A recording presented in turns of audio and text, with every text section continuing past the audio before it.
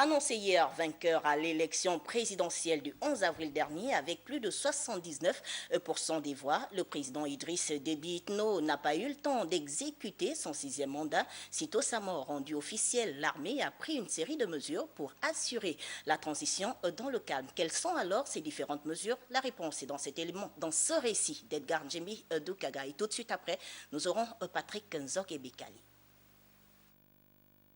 Familiarisé avec les fonds militaires face aux différentes rébellions depuis son arrivée au pouvoir par les armes il y a 30 ans, le maréchal président Idriss Déby Itno a été mortellement blessé officiellement par les frappes des forces d'alternance et de concorde dans le centre-ouest du Tchad. C'est avec une profonde amertume que nous annonçons au peuple tchadien le décès ce mardi 20 avril 2021 du maréchal du Tchad, Idriss Déby Itno, des suites de ses blessures au front.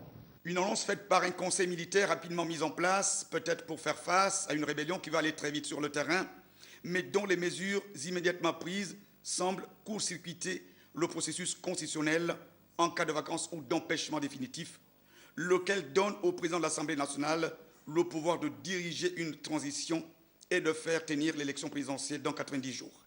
Seulement, cette Assemblée nationale a été dissoute par le conseil militaire, dirigé par le général Mahamat Idriss Déby, et qui annonce toutes les autres mesures. Le couvre-feu de 18h à 5h du matin, un deuil national de 14 jours, une transition militaire de 18 mois et un nouveau scrutin présidentiel.